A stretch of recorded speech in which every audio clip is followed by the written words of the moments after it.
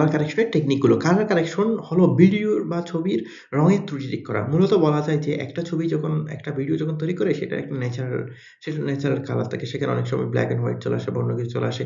সেই কালারটাকে আরো একটু গাঢ় করা, আরেকটু স্মার্ট লুকিং করা, এটাই হচ্ছে বা স্বাভাবিক লুকে ফিরিয়ে নিয়ে আসা। এটাই হচ্ছে কালার কারেকশন। কালার কারেকশন এর কিছু বিষয় আছে, তার মধ্যে হচ্ছে হোয়াইট ব্যালেন্স ঠিক করা, এক্সপোজার ঠিক করা, কন্ট্রাস্ট অ্যাডজাস্ট করা, হাইলাইট বা শ্যাডো করা, স্যাচুরেশন ঠিক করা, কালার ব্যালেন্স অ্যাডজাস্ট করা, নয়েজ রিডাকশন করা।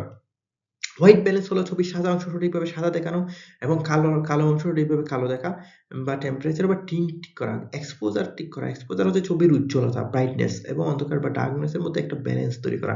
কোথাও বেশি উজ্জ্বল হয়ে গেছে, কোথাও বেশি ডার্ক হয়ে গেছে, তখন তাদের মধ্যে একটা ব্যালেন্স তৈরি করা। কন্ট্রাস্ট টেস্ট করা, আলো এবং ছায়ার মধ্যে পার্থক্য উম স্পষ্ট করা, কন্ট্রাস্ট করা। হাইলাইট এবং শ্যাডো করা, বেশি উজ্জ্বল বা বেশি অন্ধকার অংশ ঠিক করা। স্যাচুরেশন ঠিক করা, রঙের তীব্রতা বাড়ানো বা কমানো। কালার ব্যালেন্স অ্যাডজাস্ট করা, যেমন লাল, সবুজ, নীল চ্যানেল ঠিক করা।